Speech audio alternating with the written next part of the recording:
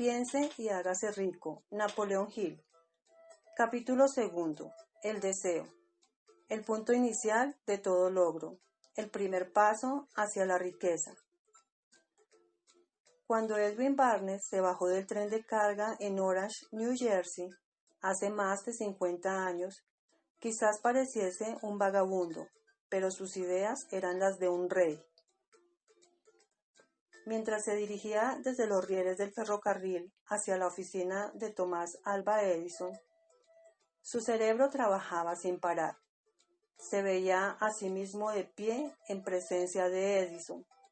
Se oía pidiéndole a Edison la oportunidad de llevar a cabo la única obsesión imperiosa de su vida: el deseo ardiente de llegar a ser socio en los negocios del gran inventor.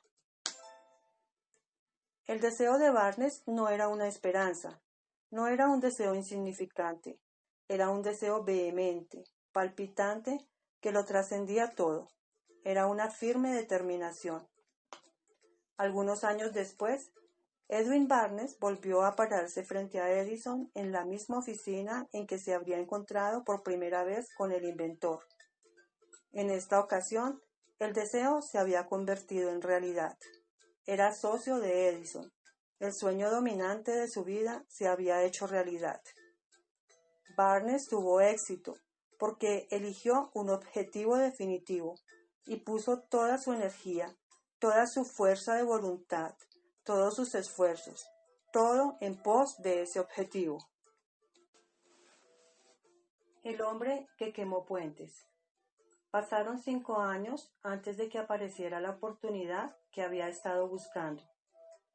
Para todos, excepto para él, solo parecía una parte más del engranaje de los negocios de Edison. Pero en su interior, él fue el socio de Edison cada minuto del tiempo, desde el primer día en que empezó a trabajar allí. Es una ejemplificación notable del poder de un deseo del cual se está seguro. Barnes consiguió su objetivo porque deseaba ser socio de Edison, más que ninguna otra cosa. Creó un plan con el que alcanzar su propósito, pero quemó todos los puentes tras de sí.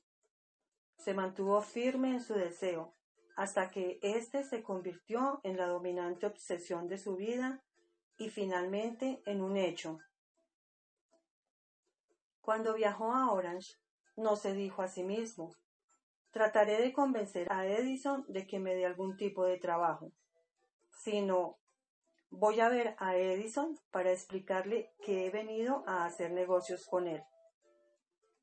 No se dijo: estaré alerta ante cualquier otra oportunidad en caso de que no consiga lo que quiero en la organización de Edison, sino: no hay más que una cosa en este mundo que estoy decidido a conseguir, y es asociarme con Edison en sus negocios. Quemaré todos los puentes tras de mí y apostaré mi futuro a mi capacidad para conseguir lo que quiero. No se planteó en ningún momento retroceder. Tenía que triunfar o morir. Esa es toda la historia del éxito de Barnes. El incentivo que conduce a la riqueza. Hace mucho tiempo, un gran guerrero afrontó una situación que requería de él una decisión que garantizara su éxito en el campo de batalla. Estaba a punto de enviar sus tropas contra un enemigo poderoso, cuyos hombres superaban a los suyos en número. Embarcó a sus soldados, navegó hacia el país enemigo, desembarcó soldados y equipos, y dio la orden de quemar las embarcaciones que los habían llevado hasta allí. Al dirigirse a sus hombres antes de la primera batalla, dijo: vean cómo los barcos se convierten en humo. Eso significa que no podremos dejar estas playas vivos a menos que ganemos. Ahora no tenemos opción. Venceremos o moriremos. Y vencieron. Cada persona que vence en cualquier empresa debe estar dispuesta a quemar sus naves y eliminar todas las posibilidades de dar marcha atrás. Solo así puede tener la seguridad de mantener ese estado mental conocido como deseo ardiente de ganar, esencial para el éxito. La mañana siguiente al gran incendio de Chicago, un grupo de comerciantes se quedó de pie en el State Street, observando los restos humeantes de lo que habían sido sus tiendas. Organizaron una reunión para decidir si tratarían de reconstruirlas o abandonarían Chicago para volver a empezar en algún lugar del país más prometedor. Llegaron a una decisión. Todos, menos uno. Abandonar Chicago. El comerciante, que decidió quedarse y reconstruir su negocio, señaló con el dedo los restos de su tienda y dijo: «Caballeros, en este mismo sitio construiré la tienda más grande del mundo, no importa las veces que pueda quemarse». Eso fue hace casi un siglo. La tienda fue construida, todavía sigue en pie, una torre, un monumento al poder de ese estado mental conocido como deseo ardiente. Lo más sencillo que Marshall Field podría haber hecho era imitar a sus colegas. Cuando las perspectivas se mostraban difíciles y el futuro parecía sombrío, se retiraron a donde las cosas parecían más fáciles. Fíjese bien en la diferencia entre Marshall Field y los demás comerciantes, porque es la misma diferencia que distingue a casi todos los que tienen éxito de aquellos que fracasan. Todo ser humano que alcanza la edad de comprender la razón de ser del dinero, quiere dinero. Quererlo no basta para acumular riqueza. Pero desear la riqueza con un estado mental que se convierte en una obsesión y luego planificar formas y medios definidos para adquirirla y ejecutar esos planes con una perseverancia que no acepte el fracaso, atraerá la riqueza. 6 maneras de convertir el deseo en oro. El método por el que el deseo de riqueza se puede transmutar en su equivalente monetario consiste en 6 pasos prácticos y definidos que son los siguientes. Primero, determine la cantidad exacta de dinero que desea. No basta con decir quiero mucho dinero. Sea específico en cuanto a la cantidad. Hay una razón psicológica para esta precisión que describiremos en el capítulo próximo. Segundo, determine con exactitud lo que se propone dar a cambio del dinero que desea.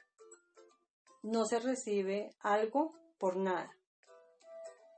Tercero, establezca un plazo determinado en el que se propone poseer el dinero que desea. Cuarto, cree un plan preciso para llevar a cabo su deseo y empiece de inmediato, sin que importe si se haya preparado o no a poner el plan en acción. Quinto, escriba una declaración clara y concisa de la cantidad de dinero que se propone adquirir. Apunte el tiempo límite para esta adquisición. Aclare lo que se propone dar a cambio del dinero y describa con exactitud el plan mediante el que se propone acumularlo. Sexto, lea su declaración en voz alta 2 veces al día, una vez antes de acostarse y otra al levantarse. Mientras lee, vea, sienta y piénsese ya en posesión del dinero. Es importante que siga las instrucciones descritas en estos 6 pasos. En especial, observe y siga las instrucciones del 6º paso. Tal vez se queje de que le resulte imposible verse en posesión del dinero antes de tenerlo realmente. Aquí es donde el deseo ardiente acudirá en su ayuda. Si usted realmente desea el dinero con tanta vehemencia que su deseo se ha convertido en una obsesión, no tendrá dificultad en convencerse de que lo adquirirá. El caso es desear el dinero y llegar a estar tan determinado a poseerlo que se convenza de que lo tendrá. ¿Puede imaginarse que es usted millonario? Para el no iniciado, que no se ha educado en los principios fundamentales de la mente humana, quizás estas instrucciones parezcan poco prácticas. Para quienes no consigan reconocer la validez de estos 6 puntos, puede ser útil saber que la información que difunden fue revelada por Andrew Carnegie, el cual empezó como un obrero común en una siderúrgica, pero se las arregló, pese a sus humildes comienzos, para que estos principios le rindieran una fortuna de más de $100 millones. Como ayuda adicional, quizás le sirva saber que los 6 puntos recomendados aquí fueron cuidadosamente estudiados por el difunto Thomas Alva Edison, que puso su sello de aprobación en ellos por ser esenciales no solo para la acumulación de dinero, sino para la consecución de cualquier objetivo. Estos pasos no requieren trabajo duro, tampoco sacrificio. No exigen que uno se vuelva ridículo ni crédulo. Para utilizarlos no hace falta educación superior, pero la aplicación eficaz de estos 6 pasos exige la suficiente imaginación que nos permita ver y comprender que la acumulación de dinero no se puede dejar al azar, a la buena suerte o al destino. Uno debe darse cuenta de que todos los que han acumulado grandes fortunas primero han soñado, deseado, anhelado, pensado y planificado antes de haber adquirido el dinero. Llegados a este punto, usted sabrá también que nunca tendrá riquezas en grandes cantidades, a menos que pueda llegar a ser la viva expresión del deseo ardiente por el dinero y que realmente crea que lo poseerá. El poder de los grandes sueños. A quienes nos encontramos en esta carrera hacia la riqueza, debe animarnos a ver que este mundo cambiante exige nuevas ideas, nuevas maneras de hacer las cosas, nuevos líderes, nuevos inventos, nuevos métodos de enseñanza, nuevos métodos de venta, nuevos libros, literatura nueva, nuevos programas de televisión, nuevas ideas para el cine. Tras toda esta demanda de cosas nuevas y mejores, hay una cualidad que uno debe poseer para ganar, y es la claridad del propósito, el conocimiento exacto de lo que uno quiere y un deseo ardiente de poseerlo. Los que deseamos acumular riqueza, debemos recordar que los verdaderos líderes del mundo han sido siempre hombres que han sabido dominar para su uso práctico las fuerzas invisibles e intangibles de la oportunidad que está por surgir, y han convertido esas fuerzas o impulsos de pensamiento en rascacielos, fábricas, aviones, automóviles y toda clase de recursos que hace la vida más placentera. Al planear la adquisición de su porción de riqueza, no se deje influir por quienes menosprecian sus sueños. Para lograr grandes ganancias en este mundo cambiante, uno debe captar el espíritu de los grandes pioneros del pasado, cuyos sueños le han dado a la civilización todo lo que tiene de valioso. El espíritu que infunde energía en nuestro propio país, en las oportunidades de usted y en las mías, para alimentar y vender nuestro talento. Si lo que usted quiere hacer está bien y usted cree en ello, Adelante, hágalo. Lleve a cabo sus sueños y no haga caso de lo que los demás puedan decir. Si usted se topa en algún momento con dificultades, ya que tal vez los demás no sepan que cada fracaso lleva consigo la semilla de un éxito equivalente. Tomás Alva Edison soñaba con una lámpara que funcionara con electricidad. Empezó a poner su sueño en acción y pese a sus más de 10.000 fracasos, mantuvo su sueño hasta que lo convirtió en una realidad física. Los soñadores prácticos no se rinden. Whelan, que soñaba con una cadena de tiendas de cigarros, transformó su sueño en acción. Y ahora, las United Cigar Stores ocupan algunas de las mejores esquinas de las ciudades estadounidenses.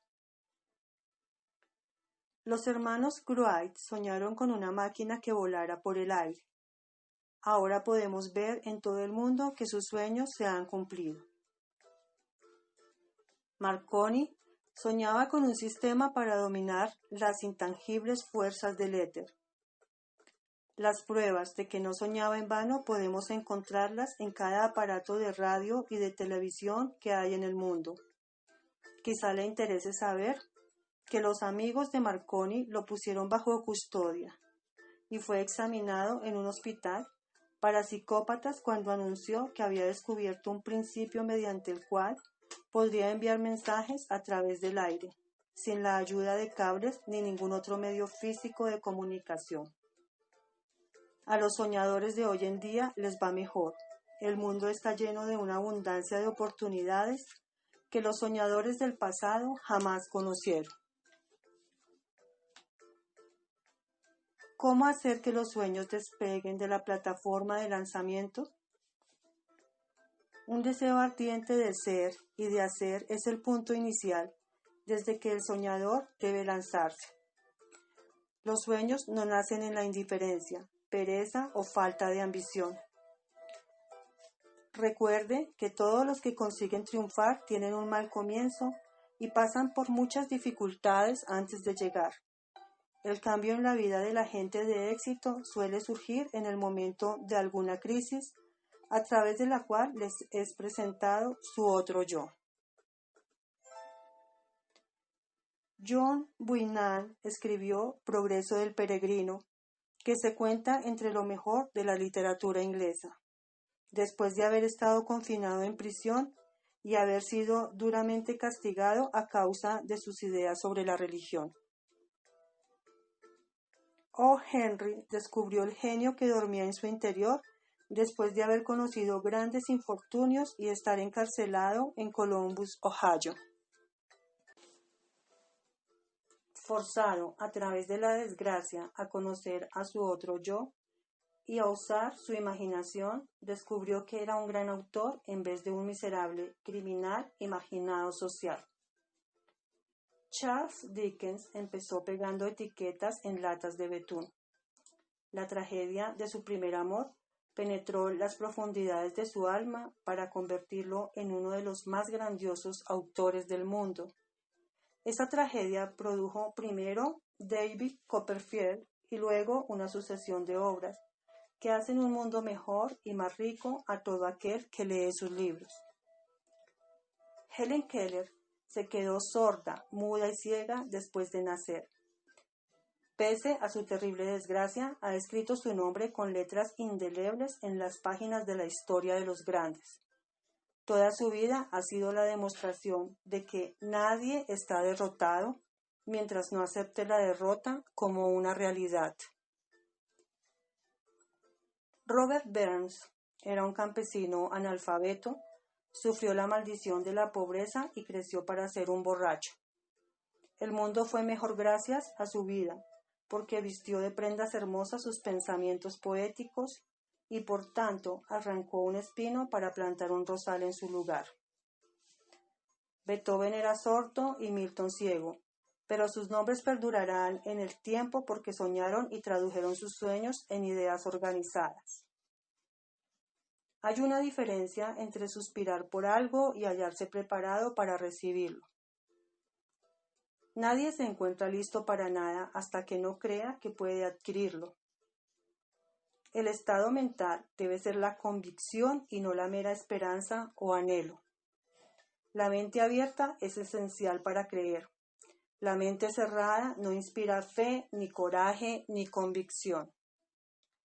Recuerde, no se requiere más esfuerzo para apuntar alto en la vida, para reclamar abundancia y prosperidad, del que hace falta para aceptar la miseria y la pobreza. Un gran poeta ha expresado acertadamente esta verdad universal en unas pocas líneas. Hice un pacto con la vida por un penique y la vida no me dio más. Sin embargo, le imploré a la noche cuando contaba mis escasos bienes. Porque la vida es un empleador justo. Te da lo que le pides, pero cuando has fijado el precio, debes aguantar la tarea. Trabajé por un salario insignificante, solo para descubrir, perplejo, que cualquier paga que hubiera pedido a la vida, ésta me la hubiese pagado de buen grado. El deseo es más listo que la madre naturaleza.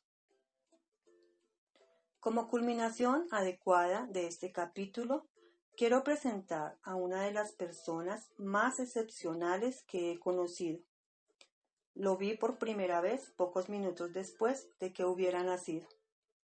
Vino a este mundo sin ningún rastro físico de oído, y el médico admitió, cuando le pedí su opinión sobre el caso, que el niño sería sordo y mudo toda la vida.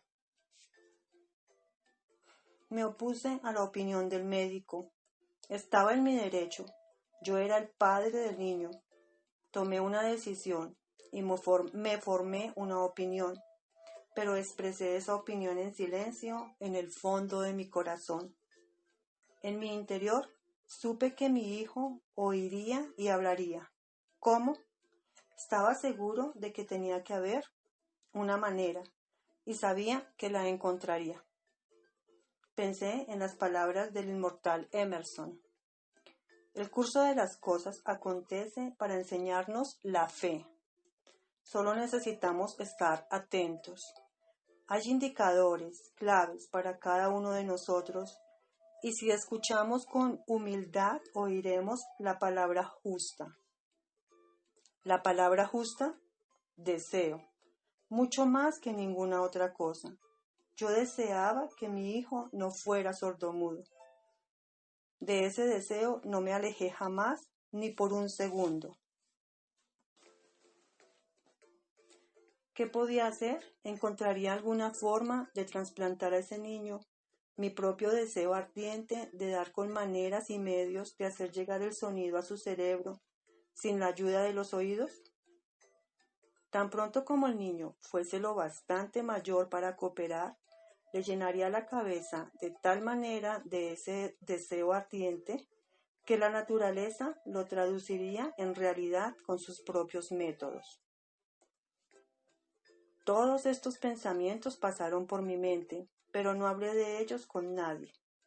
Cada día renovaba la promesa que me había hecho a mí mismo de que mi hijo no sería sordomudo. Cuando creció y empezó a percibir las cosas que lo rodeaban, notamos que mostraba débiles indicios de que oía. Cuando alcanzó la edad en que los niños suelen empezar a emitir palabras, no hizo intento alguno de hablar, pero de sus actos podíamos deducir que percibía ciertos sonidos. Eso era todo lo que yo quería saber. Estaba convencido de que si podía oír, aunque fuese débilmente, sería capaz de desarrollar una mayor capacidad auditiva. Entonces sucedió algo que me llenó de esperanza. Surgió de algo totalmente inesperado. Un accidente que transformó una vida. Compramos un fonógrafo. Cuando el niño oyó la música por primera vez, entró en éxtasis y muy pronto se apropió del aparato. En una ocasión estuvo poniendo un disco una y otra vez durante casi 2 horas, de pie delante del fonógrafo, mordiendo un borde de la caja. La importancia de esa costumbre que adquirió no se nos hizo patente sino hasta años después, ya que nunca habíamos oído hablar del principio de la conducción ósea, del sonido. Poco después de que se apropiase del fonógrafo, descubrí que podía oírme con claridad cuando le hablaba con los labios junto a su hueso mastoideo, en la base del cráneo. Una vez hube descubierto que podía oír perfectamente el sonido de mi voz, empecé de inmediato a transferirle mi deseo de que oyese y hablase. Pronto descubrí que el niño disfrutaba cuando yo le contaba cuentos antes de dormirse, de modo que me puse a trabajar para idear historias que estimularan su confianza en sí mismo, su imaginación y un agudo deseo de oír y de ser normal. Había un cuento en particular en el que yo hacía hincapié dándole un renovado matiz dramático cada vez que se lo contaba. Lo había inventado para sembrar en su mente la idea de que su dificultad no era una pesada carga, sino una ventaja de gran valor. Pese al hecho de que todas las maneras de pensar que yo había examinado indicaban que cualquier adversidad contiene la semilla de una ventaja equivalente. Debo confesar que no tenía ni la menor idea de cómo se podía convertir esa dificultad en una ventaja. Ganó un mundo nuevo con 6 centavos. Al analizar la experiencia retrospectivamente, puedo ver que su fe en mí tuvo mucho que ver con los sorprendentes resultados. Él no cuestionaba nada de lo que yo le dijera. Le vendí la idea de que tenía una ventaja original sobre su hermano mayor y que esa ventaja se reflejaría de muchas maneras. Por ejemplo, los maestros en la escuela se darían cuenta de que no tenía oído y por ese motivo le dedicarían una atención especial y lo tratarían con una amabilidad y una benevolencia extraordinarias. Siempre lo hicieron. También le vendí la idea de que cuando fuese lo bastante mayor para vender periódicos, su hermano mayor era ya vendedor de periódicos, tendría una gran ventaja sobre su hermano, porque la gente le pagaría más por su mercancía debido a que verían que era un niño brillante y emprendedor, pese al hecho de carecer de audición. Cuando tenía unos 7 años, mostró la primera prueba de que nuestro método de apoyo rendía sus frutos. Durante varios meses imploró el privilegio de vender periódicos, pero su madre no le daba el consentimiento. Entonces se ocupó por su cuenta del asunto. Una tarde en que estaba en casa con los sirvientes, trepó por la ventana de la cocina. Se deslizó hacia afuera y se estableció por su cuenta. Le pidió prestados 6 centavos al zapatero del vecindario. Los invirtió en periódicos, los vendió, reinvirtió el capital y repitió la operación hasta el anochecer. Después de hacer el balance de sus negocios y de devolverle a su banquero los 6 centavos que le había prestado, se encontró un beneficio de 42 centavos.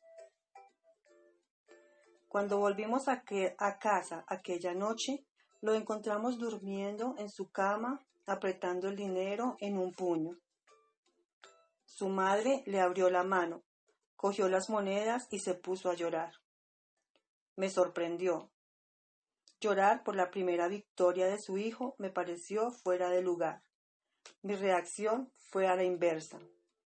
Reí de buena gana, porque supe que mi empresa de inculcar en la mente de mi hijo una actitud de fe en sí mismo había tenido éxito. Su madre veía a un niño sordo que en su primera aventura comercial se había escapado a la calle y había arriesgado su vida para ganar dinero. Yo veía un hombrecito de negocios valiente, ambicioso y lleno de confianza en sí mismo, cuyo valor intrínseco se había incrementado en un 100% al haber ido a negociar por su cuenta y haber ganado. La transacción me agradó, porque había dado prueba de una riqueza de recursos que lo acompañaría toda su vida. El pequeño niño sordo que oyó.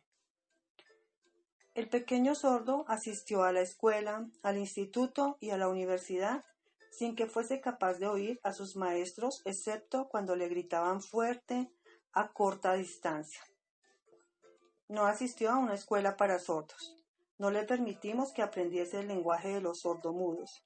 Habíamos decidido que viviese una vida normal y mantuvimos esa decisión, aunque nos costó muchas discusiones acaloradas con funcionarios escolares. Cuando estaba en el bachillerato, probó un aparato eléctrico para mejorar la audición, pero no le dio resultado. Durante su última semana en la universidad, sucedió algo que marcó el hito más importante de su vida, en lo que pareció una mera casualidad. Entró en posesión de otro aparato eléctrico para oír mejor, que le enviaron para probar. Estuvo indeciso en probar el aparato, debido a su desilusión con el otro similar. Finalmente lo cogió, se lo puso en la cabeza, le conectó las baterías y, sorpresa, como por arte de magia, su deseo de toda la vida de oír normalmente se convirtió en realidad. Por primera vez oía tan bien como cualquier persona con audición normal. Rebosante de alegría con el mundo diferente que acababa de percibir a través de ese aparato auditivo, se precipitó al teléfono, llamó a su madre y oyó su voz a la perfección.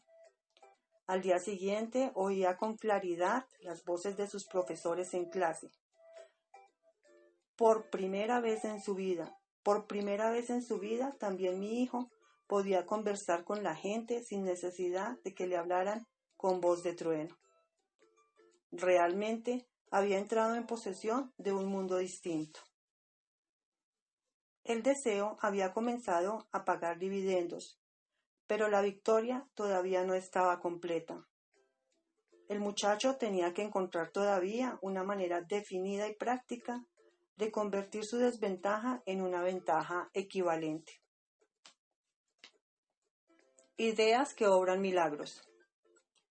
Sin apenas darse cuenta de la importancia de lo que acababa de obtener, pero embriagado con la alegría del descubrimiento de ese mundo de sonidos, escribió una entusiasta carta al fabricante del audífono, relatándole su experiencia. Algo en ella hizo que la compañía lo invitase a Nueva York. Cuando llegó, lo llevaron a visitar la fábrica, y mientras hablaba con el ingeniero jefe, contándole de su modo recién descubierto, una corazonada, una idea o una inspiración, llámesele como se quiera, destelló en su cerebro. Era ese impulso del pensamiento que convertía su dificultad en una ventaja, destinada a pagar dividendos en dinero y en felicidad por millares durante todo el tiempo venidero. En resumen, y el núcleo de ese impulso de pensamientos era así. Se le ocurrió que él podría ser de gran ayuda para los millones de sordos que viven sin el beneficio de audífonos, si pudiera encontrar una manera de relatarles la historia de su transformado mundo. Durante un mes entero llevó a cabo una intensa investigación, durante la cual analizó todo el sistema de ventas del fabricante de audífonos e ideó formas y medios de comunicarse con aquellos con dificultades para la audición en todo el mundo. Decidido a compartir con ellos su nuevo mundo recién descubierto. Una vez lo tuvo hecho, puso por escrito un plan bienal basado en sus investigaciones. Cuando lo presentó a la compañía, al momento le dieron un puesto de trabajo para que llevara a cabo su ambición. Poco había soñado cuando empezó a trabajar, que estaba destinado a llevar esperanza y alivio a millares de sordos que sin su ayuda se hubieran visto condenados para siempre a la sordera. No me cabe duda que Blair hubiera sido sordomudo toda su vida si su madre y yo no nos las hubiéramos ingeniado para formar su mente tal como lo hicimos. Cuando sembré en su interior el deseo de oír y de hablar y de vivir como una persona normal, alguna extraña influencia hubo en ese impulso que hizo que la naturaleza tendiese una especie de puente para salvar el golfo del silencio que separaba su cerebro del mundo exterior. En verdad, el deseo ardiente tiene maneras tortuosas de transmutarse en su equivalente físico. Blair deseaba una audición normal. Ahora la tiene. Nació con una minusvalía que fácilmente hubiera desviado a alguien con un deseo menos definido a la calle con un puñado de lápices en una mano y una lata vacía en la otra. La pequeña mentira piadosa que sembré en su mente cuando él era un niño, llevándolo a creer que su defecto se convertiría en una gran ventaja que podría capitalizar, se justificó sola. Ciertamente no hay nada correcto o equivocado que la confianza sumada a un deseo ardiente no pueda hacer real. Estas cualidades están al alcance de todos. La química mental hace magia. Un breve párrafo en un despacho de noticias en relación con Madame Suman da la clave del estupendo éxito de esta mujer como cantante. Cito el párrafo porque la clave que contiene no es otra que el deseo. Al comienzo de su carrera, Madame Suman visitó al director de la Ópera de Viena para que le hiciera una prueba de voz, pero él no la aprobó. Después de echar un vistazo a la desgarbada y pobremente vestida muchacha, exclamó, nada cordial. Con esa cara y sin ninguna personalidad, ¿cómo espera tener éxito en la ópera? Señorita, olvide esa idea. Cómprese una máquina de coser y póngase a trabajar. Usted nunca podrá ser cantante. Nunca es demasiado tiempo. El director de la Ópera de Viena sabía mucho sobre la técnica del canto. Sabía muy poco del poder del deseo cuando éste asume las proporciones de una obsesión. Si hubiera conocido mejor ese poder, no hubiese cometido el error de condenar el genio sin darle una oportunidad. Hace varios años, uno de mis socios enfermó. Se puso cada vez peor a medida que el tiempo transcurría y finalmente lo llevaron al hospital para operarlo. El médico me advirtió que había muy pocas posibilidades de que yo volviera a verlo con vida, pero esa era la opinión del médico y no la del paciente. Poco antes de que lo llevaran al quirófano, me susurró con voz débil. No se preocupe, jefe, en pocos días habré salido de aquí. Una enfermera me miró apenada, pero el paciente se recuperó satisfactoriamente. Cuando todo hubo terminado, su médico me dijo, no lo salvó otra cosa que su deseo de vivir. Nunca hubiera salido de este trance si no se hubiese negado a aceptar la posibilidad de la muerte. Creo en el poder del deseo respaldado por la fe, porque he visto cómo ese poder eleva a hombres desde comienzos humildes a posiciones de poder y riqueza. Lo he visto cómo saqueaba la tumba de sus víctimas, cómo servía de medio para que los hombres llevaran a cabo su rehabilitación después de haber fracasado en un centenar de formas distintas. Lo he visto darle a mi propio hijo una vida normal, feliz y llena de éxito, a pesar de que la naturaleza lo enviase a este mundo sin oído. ¿Cómo se puede dominar y usar el poder del deseo? Eso queda explicado en este capítulo y los subsiguientes de este libro. Mediante algún extraño y poderoso principio de química mental que nunca ha divulgado, la naturaleza envuelve en el impulso del deseo ardiente ese algo que no reconoce la palabra imposible ni acepta el fracaso como realidad. No hay limitaciones para la mente, excepto las que aceptamos.